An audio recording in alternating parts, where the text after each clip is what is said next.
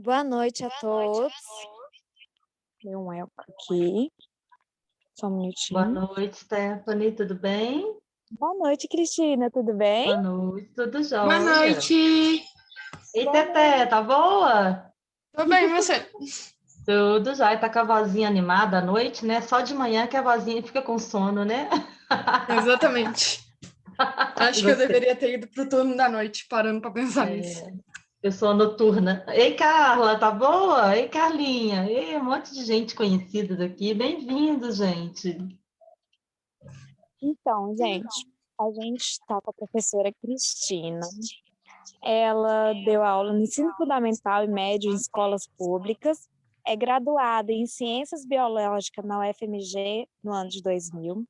Fez iniciação científica, laboratório de genética molecular, micro-organismo, mestrado em genética na ICB, na UFMG em 2003. E é docente em ensino superior na UNA, Newton Paiva e Isabela Hendricks. Seja bem-vinda, professora. Pode ficar à vontade, viu? Obrigada, Stephanie. Obrigada pelo convite também, tá? Hoje eu sou docente só da UNA, né? Eu já fui Isabela, já fui Nilton, já fui Funcese lá em Itabira, mas hoje eu sou exclusiva da UNA. Só estou aqui, sou toda UNA. Gente, é um prazer, tá, estar aqui com vocês e falar de uma coisa que é minha paixão, né? A genética, a manipulação de embriões, a manipulação de genes são assuntos que me encantam muito, né? E assuntos que eu sempre gosto de falar, né? Foi o objeto do meu mestrado, né? Trabalhar diretamente com manipulação de gene e falar sobre esse assunto é quase que um presente. Poderia ficar falando aqui até meia-noite sem problema nenhum, é muito bacana. Bom ver um monte de carinha aqui, conhecida, né? Meus alunos lá de vários campos, de vários turnos, sejam muito bem-vindos, tá? A gente só tem uma hora. Ai, que bom, Mariana, especializa mesmo, que é uma área deliciosa. A gente só tem uma horinha, então eu tentei ser o mais sucinta, o mais breve possível para falar sobre esse assunto, para ter uma noção, para vocês terem uma noção do que pode ser feito, do que é possível fazer e o que nos aguarda, né, daí para frente. Bora lá, então? Vamos falar um pouquinho de CRISPR, que será, né, talvez, o futuro da edição genética. Será que chegamos ao ponto?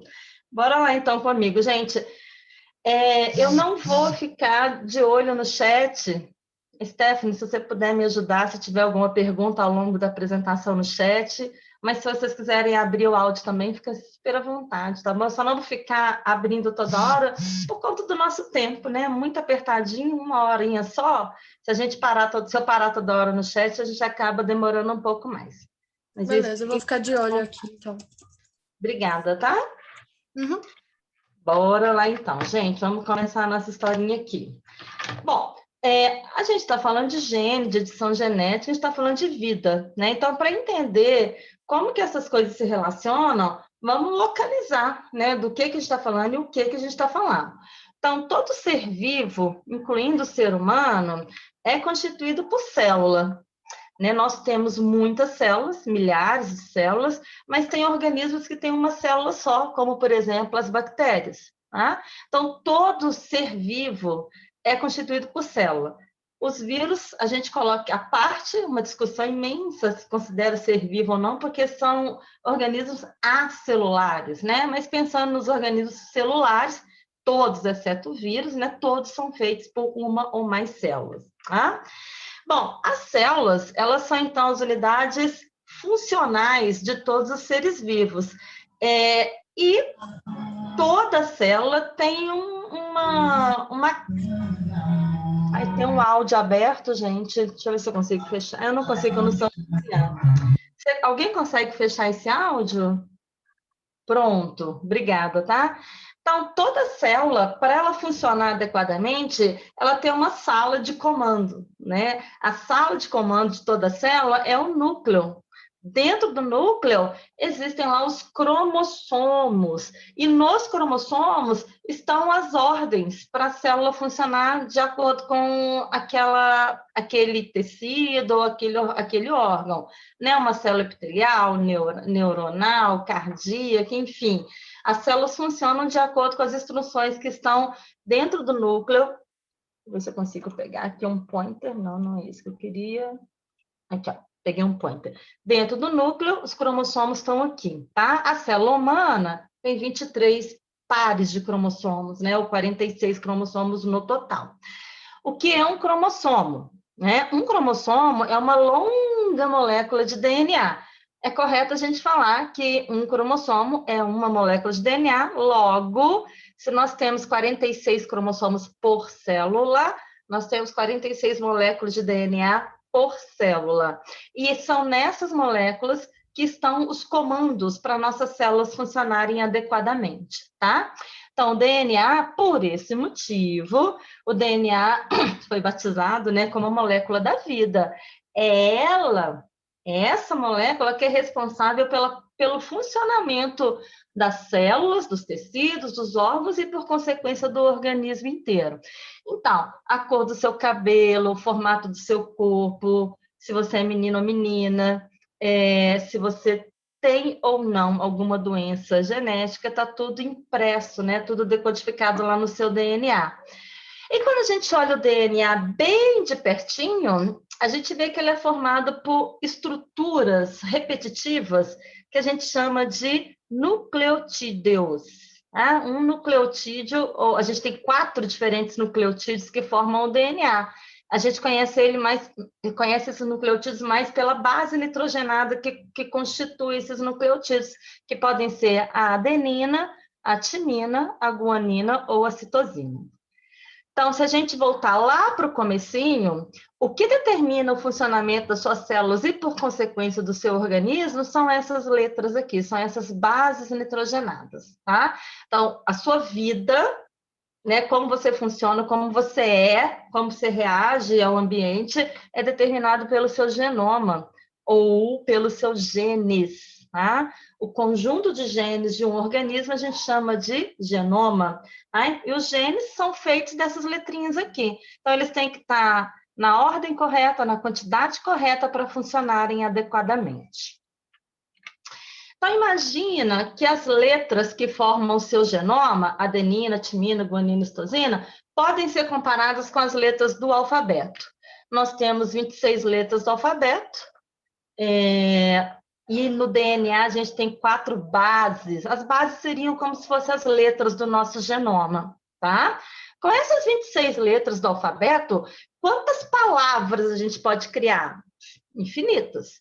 Essas palavras, se elas tiverem as letras corretas e estiverem na ordem correta, elas transmitem uma informação. Por exemplo, eu organizei essas letras para formar essa frase aí. Eu fui até ela.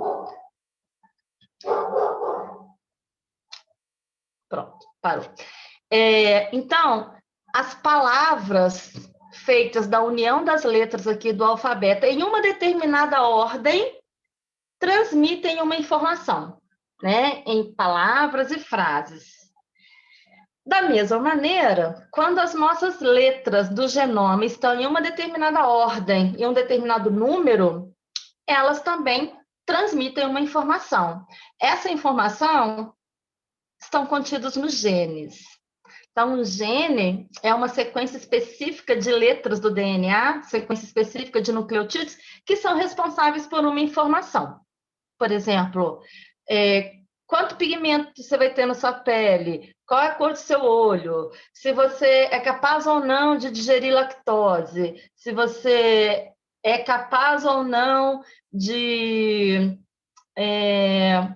fazer digestão de proteína, né? Tudo isso está impresso aí nessas letras organizadas de uma maneira específica, tá? Então, assim como no alfabeto, essas letras, essas bases do DNA, elas podem se organizar de maneira muito específica e cada vez que elas se organizam de uma maneira, você tem um recado sendo passado para a célula. Bom, essas frases, elas se organizam em informações maiores, por exemplo, eu posso ter mais letras aqui, na primeira informação era uma informação parcial, eu fui até ela. Se eu colocar mais informação, eu fui até ela ontem para tomar café e dormir antes, saímos para passear na praia. Como que eu consegui passar essa informação? Juntando letras do alfabeto de uma maneira específica, numa quantidade específica, numa ordem específica. Da mesma maneira, os nossos genes funcionam. Então, quando a gente tem vários genes juntos, em uma ordem específica, numa quantidade específica, você tem uma mensagem maior. A mensagem maior pode ser como é que seu cérebro funciona, como é que seu coração funciona, como é que o seu sistema digestivo funciona. Então, o conjunto de genes da sua célula vai determinar o funcionamento geral da sua célula. Para isso acontecer, as informações têm que estar na ordem correta, na quantidade correta, na maneira correta, para que a célula entenda o recado, tá? É uma linguagem celular. Então, pensa comigo. Essa primeira frasinha que a gente colocou, eu fui até ela. Você está entendendo? As letras estão na ordem correta, estão divididas em palavras de tamanho correto. Se a gente modificar essa ordem, ou se a gente incluir ou remover letras, pode ser que o recado não seja passado de maneira tão correta. Então, imagine isso aqui. A gente perdeu esse U, ficou eu fui até ela, por conta de uma letra. O resto está tudo lá, está tudo normal, está tudo igual. Uma letra foi embora, o recado já não ficou tão claro. Imagina que eu até ela. Aí não perdi uma letra, só perdi uma palavra inteira, perdi 3 letras. A informação ficou mais difícil ainda. Ou esse exemplo aqui, as letras estão todas aí. As palavras estão todas aí, mas a ordem está toda mexida. Ela, eu fui até. Isso também, gente, acontece com os nossos genes. Isso também acontece com as letras que formam os nossos genes. Às vezes elas estão faltando. Deixa eu fechar aqui, gente. Meu filho de 4 patas resolveu latir. Pronto. Às vezes falta um nucleotídeo, falta uma adenina, falta uma timina. Às vezes falta um montão de nucleotídeos. Às vezes eles até estão lá, mas eles estão em ordem trocada. Tudo isso, gente, também reflete na perda de informação para a célula. A célula não vai saber muito bem o que vai fazer com aquela informação, porque ela está alterada. Beleza?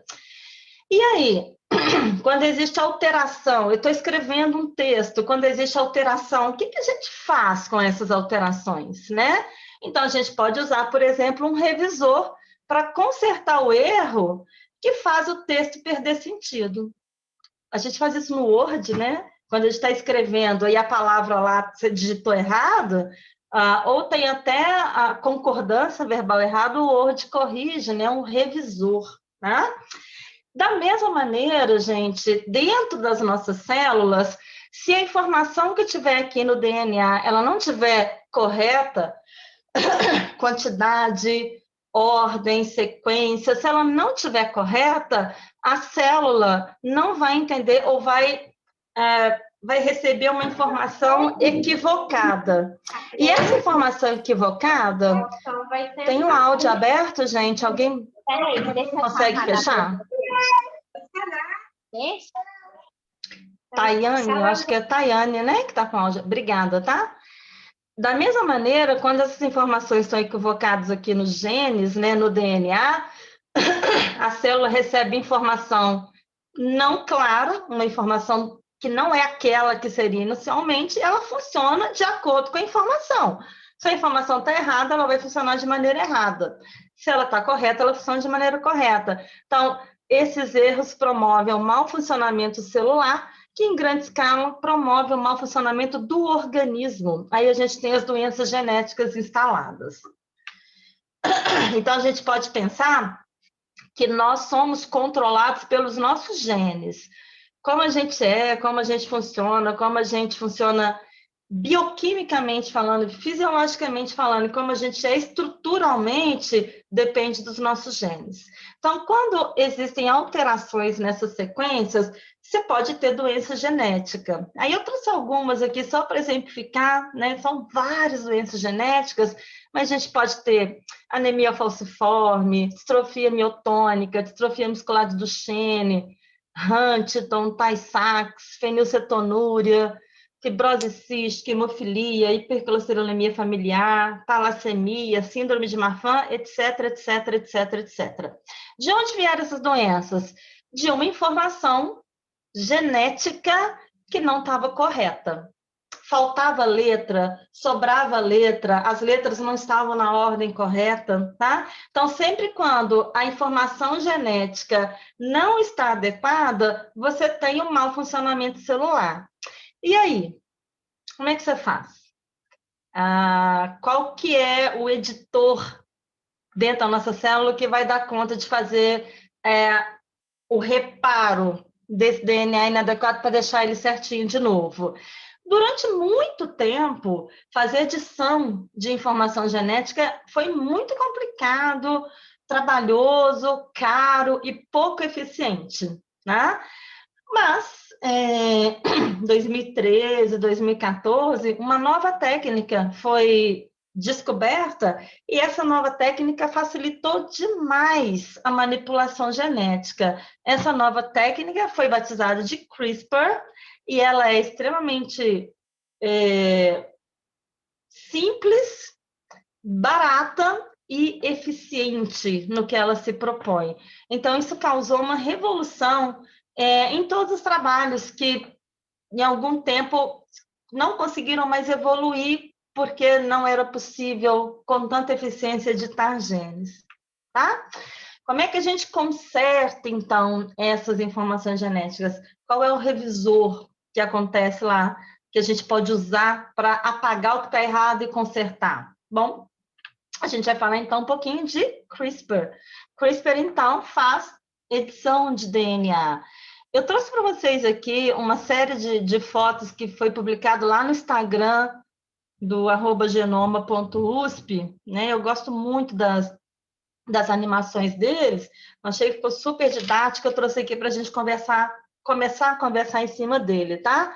Então, a edição de DNA, a edição genética, é uma estratégia que pretende modificar as letrinhas do DNA, a adenina, timina, guanina e citosina, para elas ficarem na sequência correta, ou na quantidade correta, ou na ordem correta, né? Qualquer que seja a alteração, a gente pode pensar em editar com CRISPR.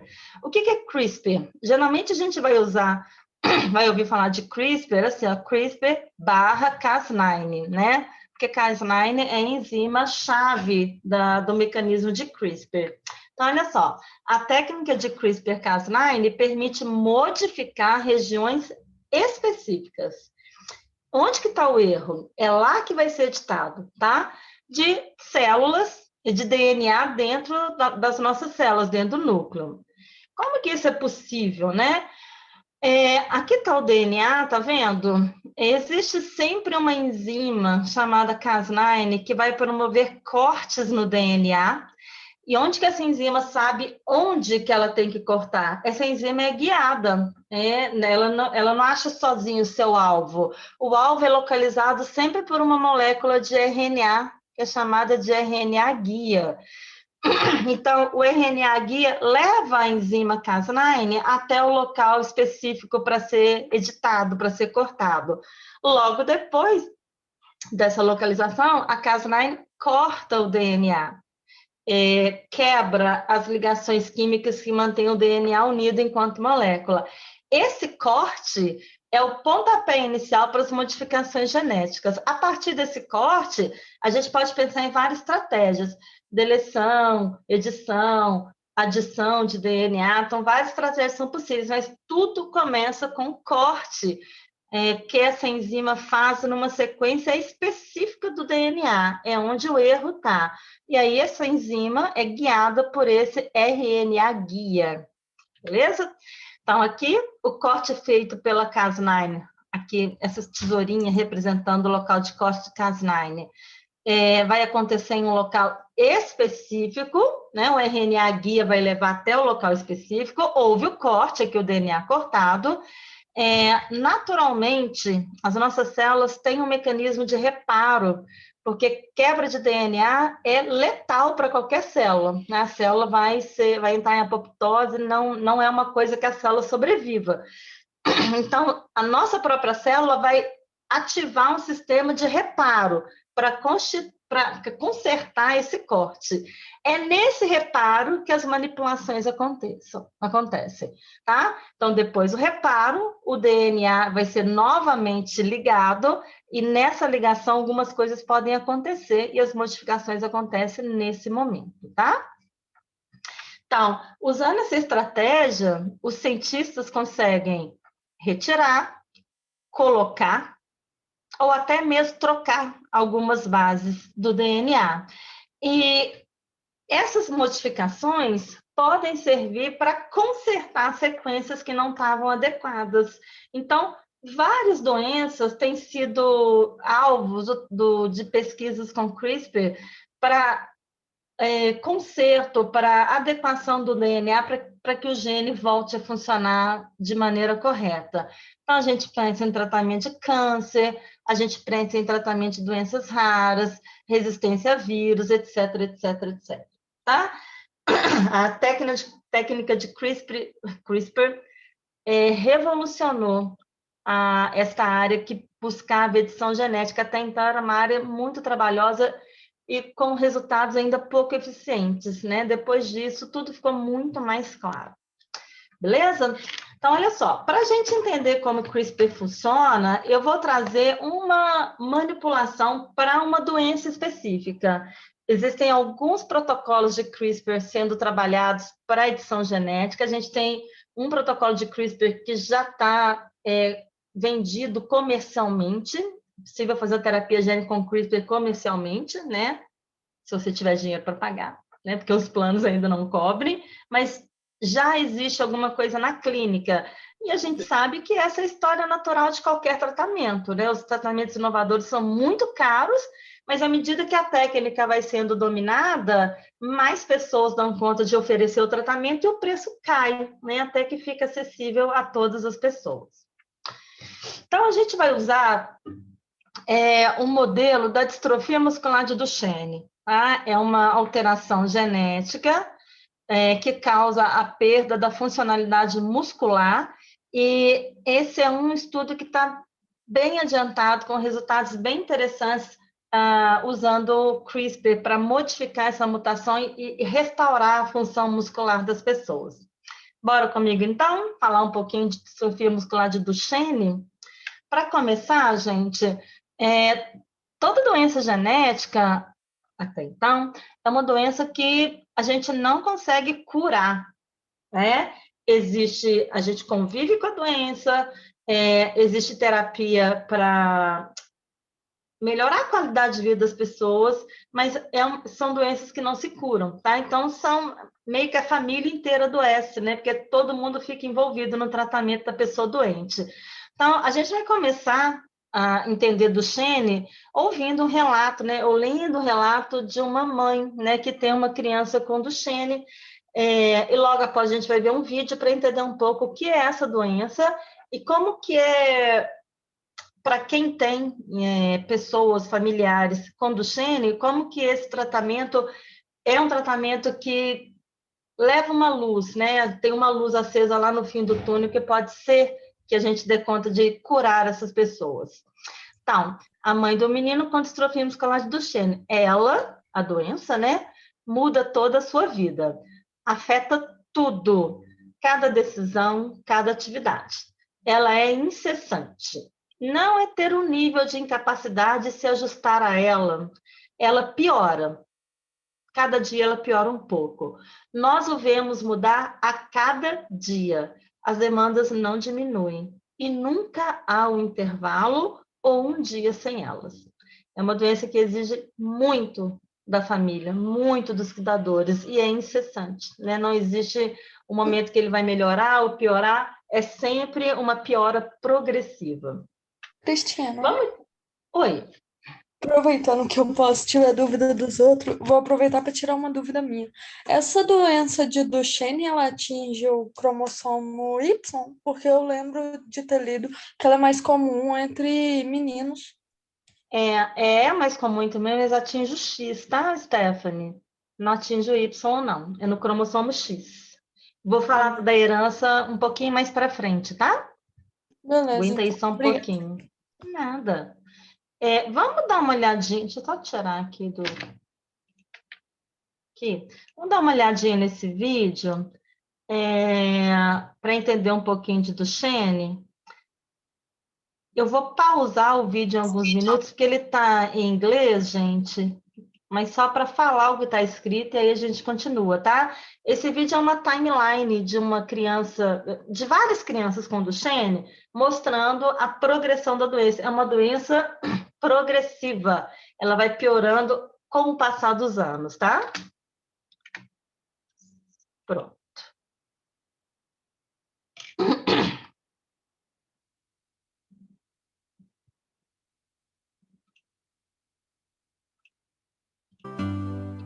Então, o que está escrito aqui, nos meses iniciais da vida, tudo parece normal. A criança nasce como qualquer outra criança, sem nenhum sintoma, sem nada, tá?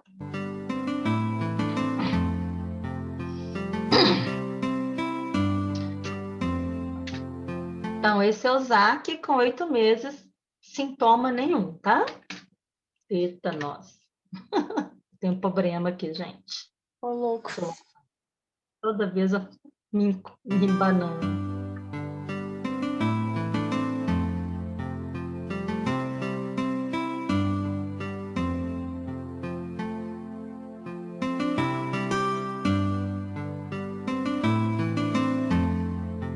A pessoa desenvolve normal, engatinha no tempo certo, rola no tempo certo, sem nada aparente, tá?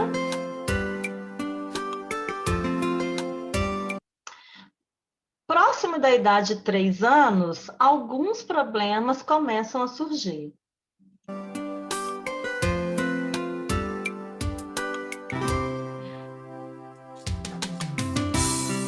Tá vendo como ele já tem dificuldade de se levantar sozinho?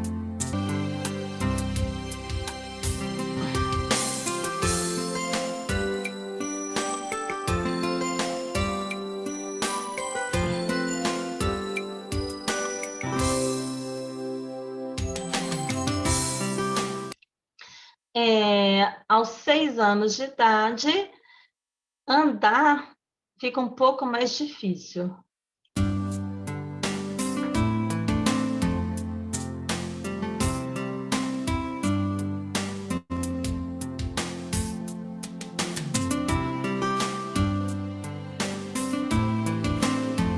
Olha como ele tem uma dificuldade de manter o tronco ereto, né? Ele joga essa parte aqui para trás, causando um pouquinho de...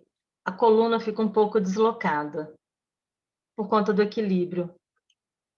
Então, desculpa, tá, gente? Vamos tentar apertar os botões certos, né?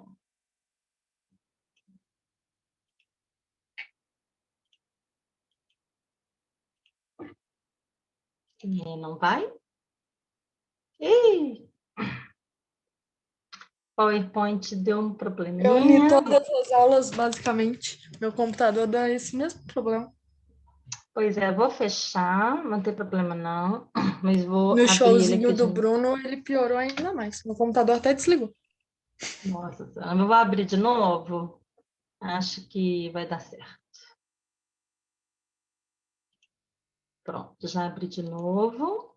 Deixa eu colocar lá. Pronto.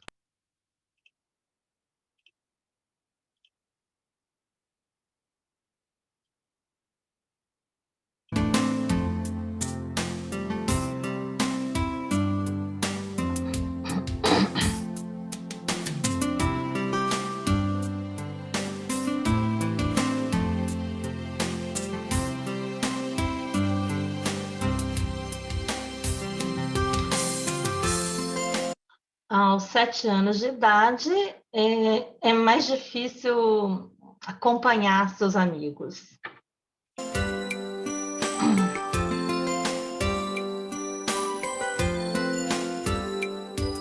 Isso, tá? Olha a dificuldade de correr, porque não tem força muscular. Todo dia da vida pode ser muito difícil aos 8 anos de idade.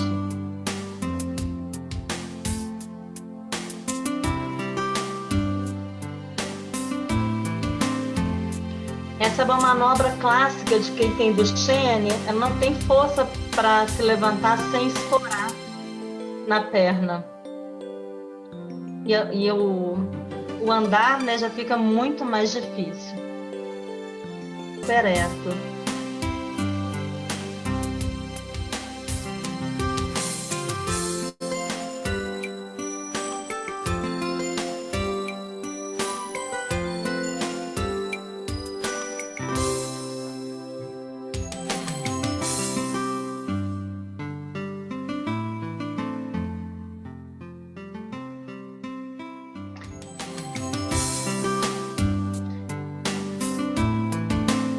Aos 10 anos de idade, já não é mais possível andar, né? Os músculos já estão muito deteriorados. E os músculos do braço também começam a ficar problemáticos. Não só das pernas mais. Então, a fraqueza muscular no braço também. Não consegue erguer os braços.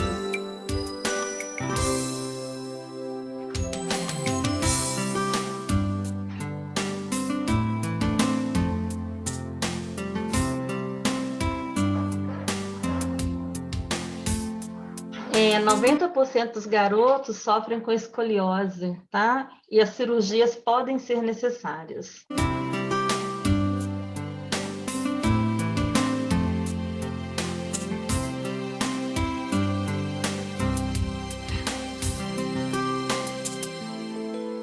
Aos 14, existe dificuldade até mesmo motora de levar a mão na boca, né? Esse controle muscular já não tem nem essa força para conseguir levar a mão à boca.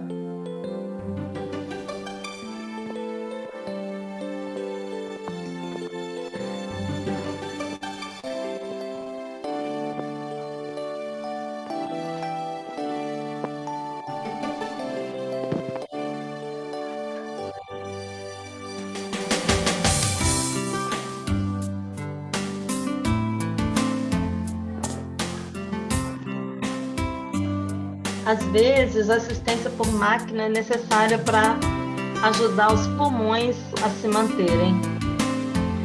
Porque tem muito músculo também, né? Ajudando aqui diafragma, pulmão. E algumas máquinas também ajudam os garotos a respirar à noite. Para conseguirem respirar na hora de deitar para dormir.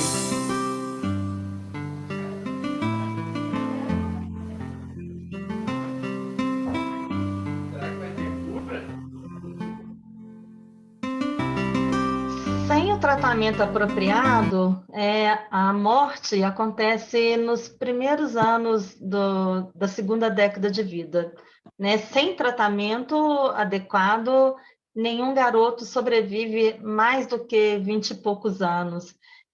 Aos 10, eles já são cadeirantes, e eles vão perdendo as habilidades motoras e ficam completamente dependentes dos cuidadores.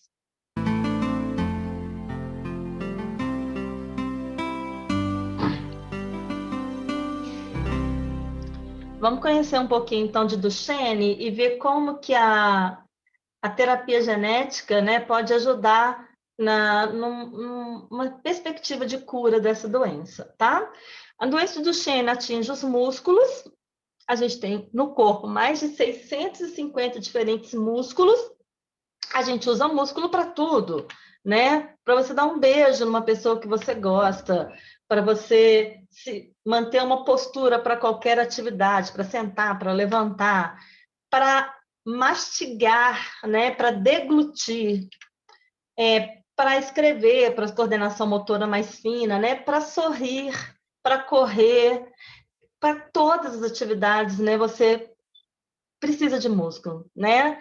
Para bater o coração, você precisa de músculo. Então, uma doença que causa deterioração do músculo compromete a vida da pessoa como um todo.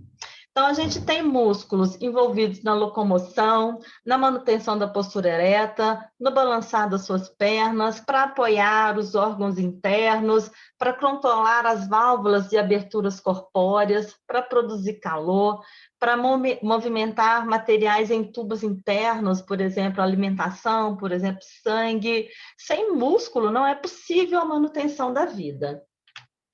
Existem tipos de músculos diferentes, esquelético, cardíaco e liso, né? Esses músculos estão envolvidos em atividades diferentes. Os músculos esqueléticos, eles estão em 40% da nossa massa corpórea, está ligado ao esqueleto e está muito envolvido com a nossa locomoção. O músculo cardíaco é o músculo do coração, né? E ele está envolvido no bombeamento do sangue para ele se movimentar durante o corpo todo. E o músculo liso, ele está envolvido no funcionamento de materiais através de vias internas, esôfago, artéria, etc., etc., e está na parede dos sistemas internos. A gente sabe que os músculos esqueléticos, eles são de movimentação voluntária, você consegue mexer quando você precisa, mas o cardíaco e o liso, eles são involuntários, né? Não depende da sua vontade, seu coração não bate quando você quer, né? Ele bate o tempo todo para te manter vivo. Bom, as distrofias musculares, elas são um conjunto de doenças genéticas que se caracterizam pela degeneração progressiva. A pessoa vai perdendo massa muscular ao longo da vida. Existem mais de 30 tipos diferentes de distrofia muscular. Elas variam quanto à topografia, qual músculo atinge, o tipo de herança genética, a data de início e o prognóstico, né, o quadro evolutivo. A distrofia muscular de Duchenne, essa que a gente viu na timeline, é a mais frequente. É mais comum dentre as distrofias musculares. E ela atinge um menino para cada 3.500 nascidos vivos, o que é uma frequência alta. A gente acha que é pouco, mas é uma frequência bastante alta. A gente vai focar aqui em distrofia muscular de Duchenne. As pessoas com Duchenne, elas têm mutação em um gene, o gene da distrofina, que produz essa proteína aqui da distrofina. A proteína distrofina, ela está ligada com o citoesqueleto, na parte aqui do lado de dentro da célula, aqui do lado de fora, tá? Então, isso aqui é uma célula muscular, tá? Dentro da célula, a distrofina está ligada aqui com o citoesqueleto, e para o lado de fora, ela está ligada com um complexo de proteína aqui, que se comunica com o lado de fora da célula. Basicamente, gente, essa proteína permite a célula muscular mudar para esticada ou não esticada, esticada ou em repouso. Essa diferença de contração, né, quando a gente faz assim, né, relaxa e não, relaxa, não. Essa capacidade de mudança de conformação da célula muscular é de responsabilidade da distrofina. Quando a distrofina está mutada, quando a célula muda de conformação, a célula se rompe, no caso da distrofia, das distrofias, né? A distrofina não está íntegra, então, quando a célula estica, ela se rompe e não volta mais ao seu formato. E o rompimento da célula vai levar à morte celular e à perda daquela célula. Por isso que os músculos são deteriorados, eles vão perdendo os músculos à medida que elas vão se rompendo. Então, a distrofia muscular de Duchenne é a forma mais comum e a forma mais grave entre as distrofias musculares em crianças, como a gente falou, atinge 1 a cada 3.500 meninos, afeta os músculos, especialmente esqueléticos, cardíacos e músculos do cérebro. Também tem distrofina no cérebro, tá? A evolução progressiva e a morte acontece em torno da segunda década de vida, especialmente por complicações respiratórias e cardíacas. Então, essa aqui, gente, é uma membrana muscular íntegra, né? A fibra pode esticar e pode relaxar, ela vai continuar íntegra. Quando a distrofina está mutada, quando a fibra estica, ela se rompe. a membrana celular se rompe, tá vendo? E esse rompimento vai causar entrada excessiva de cálcio, que vai levar à apoptose e liberação de creatinina fosfoquinase, que normalmente se encontra dentro da célula muscular, né? Ela não deveria estar do lado de fora. Então, em distrofia muscular de Duchenne, a gente tem a ausência da proteína distrofina, que mantém a integridade das fibras. A alteração dessa proteína causa instabilidade na membrana, né? Altera a sua estabilidade, ela se rompe, entra muito cálcio para dentro da célula, causando a apoptose dessa célula, a morte da célula, e extravasamento de creatinina fosfoquinase, que vai levar a uma necrose dos tecidos. Essa necrose vai levar a uma fibrose, vai ter a perda, né, dessa capacidade de contração e relaxamento da fibra muscular. A distrofia muscular de Duchenne, ela pode ser diagnosticada de maneira clínica, né, por sinais de fraqueza muscular, né, a criança tem dificuldade de andar, tem dificuldade de se levantar, né, ou tem um andar muito característico, mas pode também ser feito, o diagnóstico clínico é como se fosse uma suspeita, né, o laboratorial confirma qual é a maneira de diagnosticar laboratorialmente a distrofia muscular de Duchenne. Alta dosagem de creatinina fosfoquinase, né, porque está sendo extravasada das fibras que estão sendo lesadas, a biópsia muscular, para ver como é que está a fibra muscular, e também teste de DNA. O teste de DNA, nesse caso aqui, é interessante, porque você vai saber exatamente que tipo de mutação a criança carrega. Então, esse aqui é o sinal de Gower, clinicamente é um achado importante para desconfiar de Duchenne, né? A criança não consegue se levantar sozinha, escoliose muito presente, e aqui é a biópsia muscular. Essa é uma fibra íntegra, né? O que você está vendo mais corado aqui é a membrana da célula muscular, e aqui as membranas não existem mais, tá? Isso é uma célula, um tecido muscular de uma pessoa com distrofia muscular, aqui é uma pessoa normal, né, sem distrofia muscular. A distrofia muscular, gente, vocês viram que ela é progressiva, né? Então, a criança nasce sem sintoma nenhum, é o estágio 1, o estágio pré-sintomático. Nesse momento, pode haver atraso no início da marcha. A criança pode começar a andar mais tarde, mas nada que chame muita atenção. Nesse momento, não tem comprometimento respiratório, a criança é normal respiratoriamente falando, tá? A fase 2 é a fase que a criança já está andando, né? O estágio deambulante, você tem o sinal de Gowers, que é aquele que a criança precisa se apoiar para levantar, ele sobe escadas com dificuldade, já tem escoliose. Nesse momento, existe baixo risco de complicação respiratória. No estágio 3, a criança já não sobe mais escadas, nem com apoio, não tem força muscular nem para isso, não se levanta do chão, nem apoiando nela própria, e não tem marcha comunitária. Marcha comunitária, gente, é a capacidade da criança andar em qualquer superfície irregular. Você sai de casa, tem um degrau para subir, tem um meio-fio, anda em grama, anda em marcha ou andar em qualquer lugar, né, que você possa ir. Nesse momento, a marcha é muito prejudicada, mas não existe ainda complicação respiratória. No estágio 4, a pessoa já é cadeirante, ela não consegue mais se movimentar, realiza algumas atividades de vida, por exemplo, as atividades diárias de vida são essas: você consegue se alimentar sozinho, consegue sair da cama sozinho, consegue ir ao banheiro sozinho, consegue controlar a urina e as fezes, realiza algumas dessas atividades, mas a tendência é que a pessoa perca essas atividades também. Existe um desequilíbrio muscular de pelve e coluna, e existe, nesse momento, um risco aumentado para complicações respiratórias. Muitas vezes, necessita de suporte para que a respiração se mantenha bem. E o estágio 5, gente, é o estágio final da doença, é uma dependência quase total para tudo, nem para as atividades diárias de vida a pessoa tem mais autonomia, porque não tem músculo nem para engolir, porque a língua, né, a atividade de deglutição depende de músculo da língua inicialmente, né? Nem isso ela faz mais. Existe um alto risco aqui de complicação respiratória, em geral, a morte acontece por falência respiratória e cardíaca, porque não tem músculo que façam essas tarefas. Bom, as complicações são sistêmicas, porque a gente tem músculo em todas as partes, né? Então, no coração, a gente vai ter miocardiopatia e arritmia. Respiratória, a gente vai ter restrição ventilatória. No sistema digestivo, disfasia, hipomobilidade, refluxo, problemas gastroesofágicos e constipação intestinal.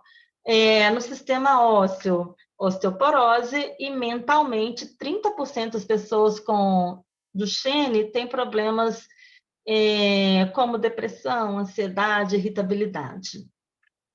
E social, né? Envolve a família toda, né? Uma doença dessa adoece a família toda. Então, existe alto índice de separação entre os familiares, porque é uma dependência quase que total, né? Precisa de muita dedicação. A gente vê muitos casais se separando nesse momento, né? Um momento de muita necessidade e também uma ausência de inclusão social. Muito difícil você ser socialmente ativo com uma pessoa que depende 100%, 24 horas dos cuidadores. Então, gente, a doença de Marfan é uma doença genética, mas ela não é tratada só como doença genética, né? A família tem que ser tratada e as relações sociais têm que ser tratadas também. O tratamento aqui para uma pessoa com Marfan tem que ser integral, né? Tem que envolver todos os laços da pessoa e da família também. Bom, como que é a herança de Marfan? O gene da distrofina está no cromossomo X. É um gene gigantesco, é o maior gene humano, né, com muitos nucleotídeos, e composto por 79 exons. Exon, gente, é parte do gene que vai formar a proteína. Tá? Todo gene vai formar uma proteína. No caso aqui, a gente tem os exons, que são as unidades do gene formadoras de proteína. A gente já falou, a distrofina, a responsabilidade dela é conectar o citoesqueleto, o esqueleto interno, com as fibras externas da célula muscular, para que a contração muscular exista. Aqui, gente, mostrando que para a pessoa ter Duchenne, ela tem que ganhar um X com o gene mutante. O Dzinho aqui está representando o mutante, o Dzão, um normal. Então, para um menino ter Duchenne, menina é XY, basta que ele receba um X mutante, e aí ele vai desenvolver Duchenne. Para uma menina desenvolver Duchenne, ela teoricamente precisaria de um Dzinho do pai e um Dzinho da mãe, um XDzinho do pai e um XDzinho da mãe. Como os meninos de Duchenne quase nunca chegam à idade reprodutiva com atividade, então a taxa de fertilidade dos meninos com Duchenne é quase nula. Por isso a gente não tem nascimento de meninas com Duchenne, porque não tem o homem para doar o X, né? Para uma menina ser Duchenne, ela teria que ser XDzinho, XDzinho. Por isso que afeta meninos, né? Mais especificamente. Eventualmente, se a gente tiver a melhora no tratamento do Duchenne, a gente pode ter homens chegando com a idade reprodutiva ainda em atividade e a gente vai poder ter nascimento com meninas do Duchenne, mas hoje não é uma realidade, tá? Os meninos, por volta de 10 anos, já são cadeirantes, já tem muitos problemas para se manter respirando, né? E a reprodução não é uma realidade para esses meninos ainda. Eu esqueci desse detalhe de X, quando tem que atingir a menina, tem que atingir nos dois. Quando é Era uma recessivo, coisa de sim. biologia básica. Então, olha só. Existem várias mutações diferentes. O gene da distrofina é um gene gigantesco, tem um monte de diferentes mutações, tá? Em geral, essas mutações vão impedir a leitura do gene, então a proteína vai ser não produzida, ou ela vai ser menor do que ela deveria ser, ela vai ser terminada prematuramente. apesar de a gente ter várias mutações, a gente tem locais em que essas mutações acontecem com mais frequência, no gene. Então, a gente chama aqui de hotspots. Eles acontecem nos exons 45 e 55 e nos exons 2 e 10. Esses são os locais em que as mutações acontecem com mais frequência. Como a gente já conhece a base genética do Duchenne, já conhece como a mutação desde muito tempo tem se buscado terapia gênica para Duchenne, para consertar essas mutações, para que o gene produza uma proteína viável, tá? Então, as soluções de edição gênica para Duchenne buscam corrigir as mutações no gene para restaurar uma proteína mais curta, mas ainda funcional. Uma proteína que ainda funcione e dê conta de manter a estabilidade da contração muscular. Esse aqui está representando, né, o gene normal, a gente chama de selvagem, o que é normal, não tem mutação, não tem nada, ele vai produzir uma proteína íntegra. A gente pode ter, por exemplo, nesse exon 35, houve uma mutação e a proteína, ao invés de ser produzida em toda a extensão do gene, ela parou antes do que ela deveria, ela é menor do que ela deveria. Aqui a mutação aconteceu no exon 35, então ela só vai ser produzida até aqui. Aqui de baixo a mutação aconteceu também, mas ao invés de só mudar o nucleotídeo, a gente houve a deleção. O exon foi removido, tá? No caso aqui o exon 44, e isso causou a finalização precoce da proteína. Aqui também, a duplicação do exon 2 causa o término precoce da produção da proteína. A proteína é bem menor do que ela deveria, ela terminou bem no comecinho. Aqui outro tipo de mutação em que o sítio de recomposição, que a gente chama de splicing gênico, foi mutado. Então, na hora de montar o RNA para fazer a proteína, o RNA é montado errado, então a proteína é feita errado também, tá? Aqui, por exemplo, o exon 43, ele deveria fazer parte da proteína, ele foi removido. E isso fez com que a proteína terminasse antes a sua tradução. Tá? E como é que a gente faz para tratar essas mutações, né? Todos os exemplos de mutação que a gente deu aí faziam uma proteína menor do que ela deveria ser e uma proteína não funcional. Então, uma estratégia é essa aqui, olha. Bom, essa mutação que acontece aqui no exon 44 é uma mutação muito frequente em quem tem distrofia muscular de Duchenne. Então, alguns estudos já propuseram fazer algumas abordagens de terapia gênica para voltar à produção de distrofina, não nos níveis normais, mas no nível que dê para a célula trabalhar bem. Então, uma primeira abordagem seria essa aqui. A mutação está no exon 44, então a abordagem de terapia gênica eliminaria o exon 44, ele sai fora, caiu fora, tá vendo essas duas tesourinhas cortando ele? Então não tem mais exon 44, então a proteína não vai terminar aqui, ela vai continuar até o final sem o exon 44. Ela é menor, mas ela funciona, ela é ativa biologicamente. Uma outra possibilidade seria uma edição gênica para corrigir essa mutação, trocar mesmo a letrinha.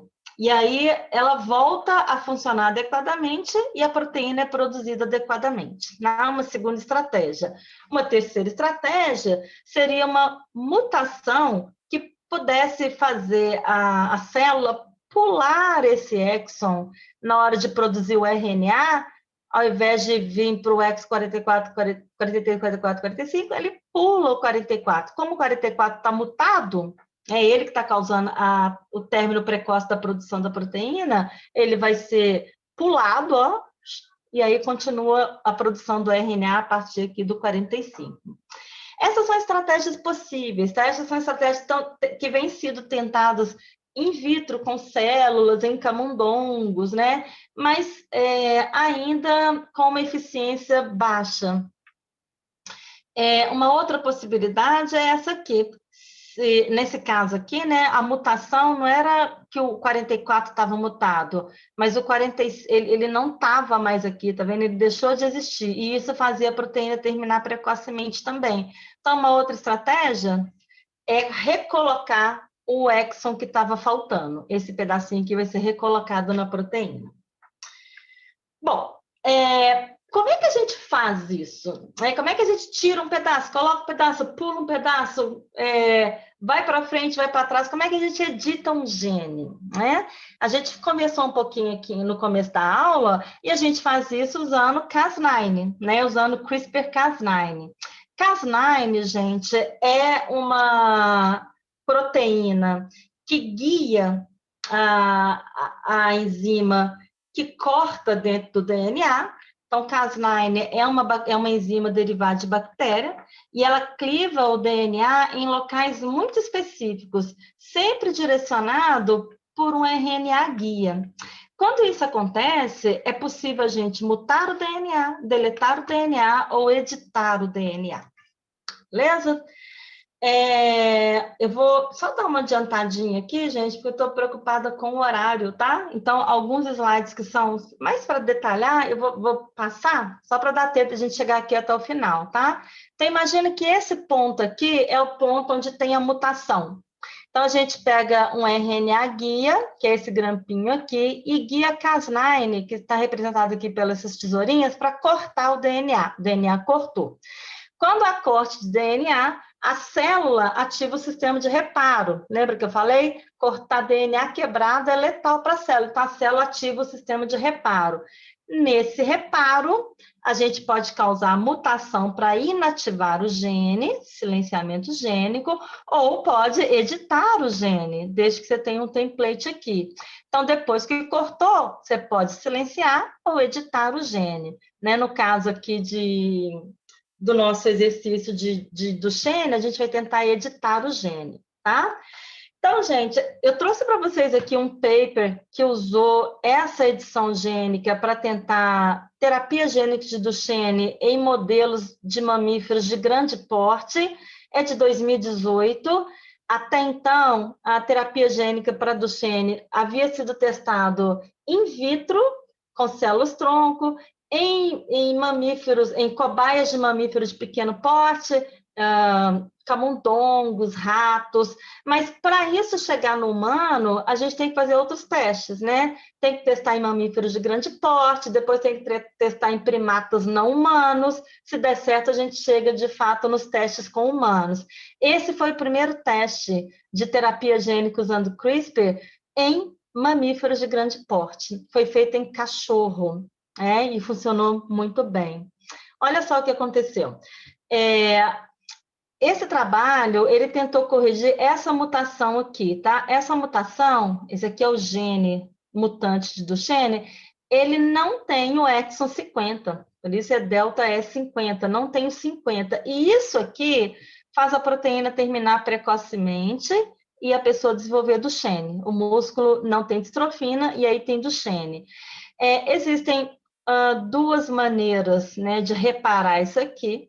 Uma maneira é pular direto o exon 51, onde tem um stop codon, que vai terminar a proteína, e a outra maneira é fazer uma reprogramação do exon 51 para que o códon de parada não existam mais. Essas duas estratégias, in vitro, já funcionaram para reprogramar o gene para produzir distrofina. Como é que esse experimento aconteceu? Foram usados 2 cães modelo da raça Beagle, eram cães sem sintomas de Duchenne, cães de 1 mês de vida, mas que a gente sabia que tinha mutação, ele ia progredir para Duchenne, a progressão de Duchenne em cães é muito parecida com a Duchenne em humanos. Então, esses cachorros com a mutação, 2 cachorros, tá? Eles foram usados.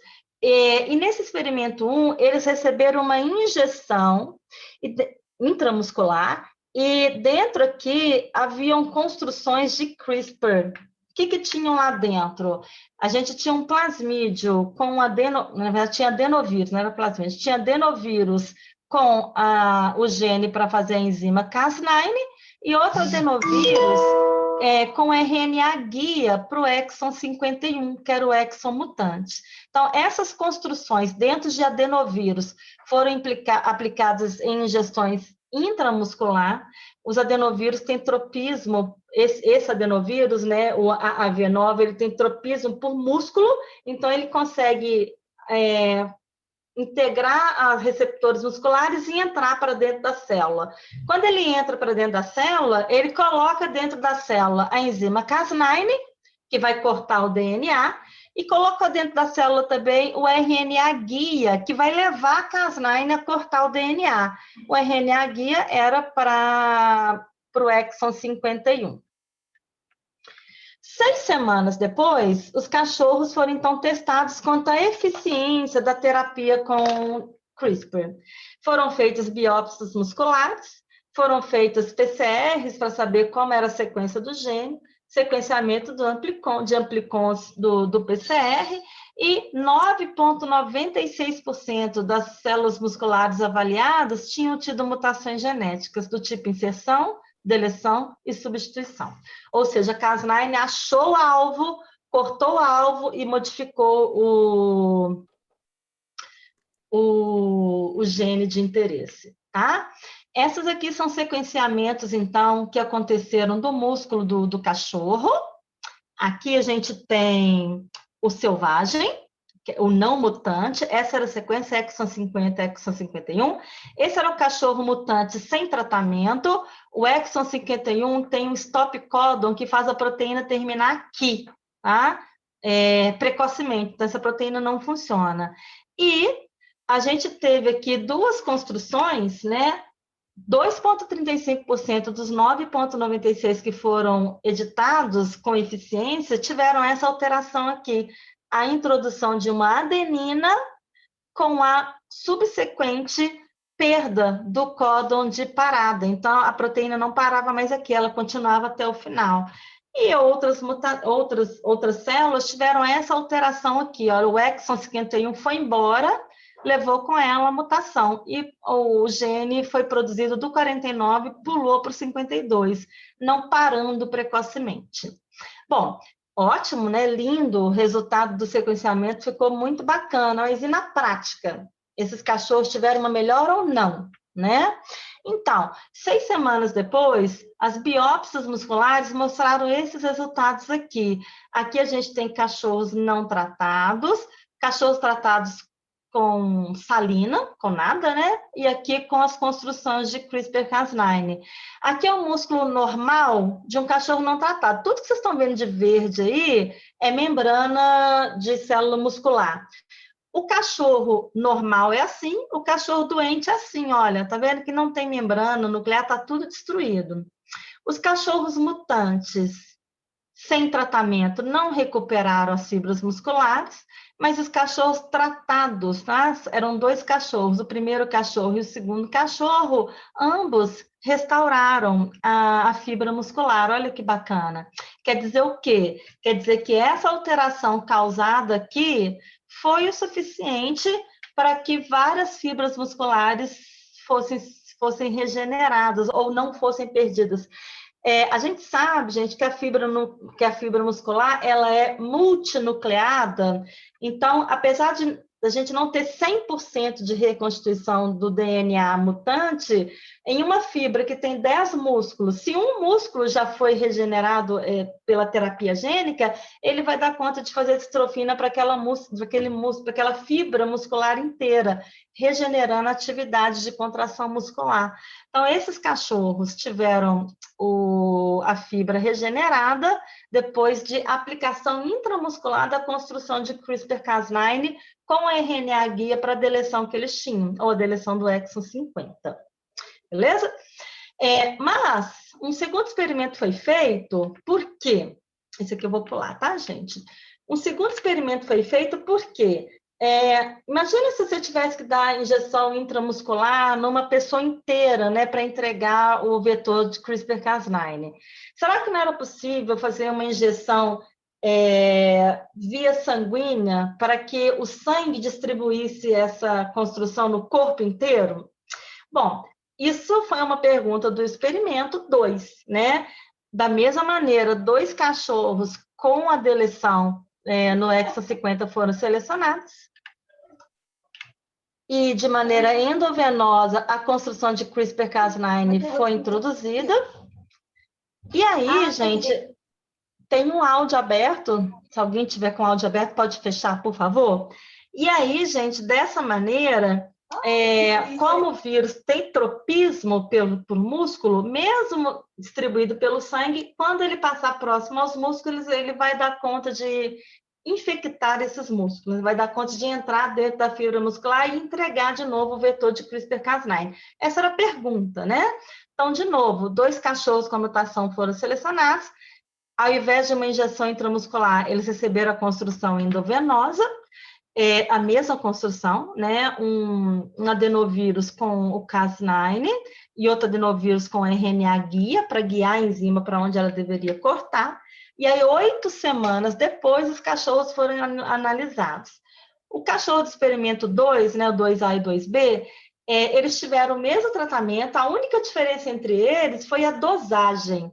O cachorro 2 recebeu uma dose maior de vírus endovenoso do que o cachorro 1, tá? E a pergunta era, será que a eficiência seria maior com a dosagem maior também? Então, o cachorro 1, ele teve a expressão no músculo esquelético periférico, né, via endovenoso, a expressão chegou até o músculo esquelético periférico, mas no coração a expressão foi pequena, não foi suficiente. O cachorro 2, que recebeu um pouco mais de vírus, ele teve a expressão mais disseminada em amostras de músculo esquelético e também em músculo cardíaco. Esses aqui foram os resultados, tá? Cachorro sem a mutação, cachorro mutante sem tratamento, cachorro mutante 2A, que recebeu uma dose menor de vírus carregando o sistema CRISPR-Cas9, e o cachorro 2 com uma dose maior de CRISPR-Cas9. A gente vê que o cachorro normal tem um monte de fibra muscular. Aqui são tipos, tá, gente? Língua, coração, diafragma, tríceps, bíceps. Eu quero focar aqui no coração, né? Que é um órgão importante. Se você não recupera o coração, mesmo que a pessoa tenha músculo esquelético, ela vai morrer, porque se não tiver músculo cardíaco, né? Então, olha aqui no cachorro 1, houve aqui, né, uma regeneração muito tímida do músculo cardíaco, mas o cachorro 2 regenerou em grande parte o músculo cardíaco. Então, nesse experimento 2, foi demonstrado que sim, entregar o vetor de maneira endovenosa funciona, o vírus consegue achar o músculo, consegue entregar a CRISPR-Cas9 para dentro do músculo e as alterações são feitas, e parece que é dose dependente, porque quanto maior for a dose, maior foi a quantidade de músculos regenerados ou não perdidos. Que eu vou pular, que é só detalhes, tá bom? Como conclusão, de 5% a 70% dos níveis de distrofina do tipo selvagem foram observados nos diferentes músculos esqueléticos. Experimentos anteriores demonstraram que 13% já era o suficiente, então 70% é um número muito bom. 92% dos níveis de distrofina do tipo selvagem foram observados no coração, olha que interessante, no cão que teve a dose maior. Tá? E exames de sangue não revelam qualquer efeitos adversos no tratamento. Bom, esses estudos têm algumas limitações. Apesar de serem muito interessantes, tem algumas limitações. Por exemplo, só foram usados 2 cães. A gente não pode fazer grandes generalizações com 2 cães apenas. Precisa de mais números, de mais experimento, para a gente ter números mais palpáveis, tá?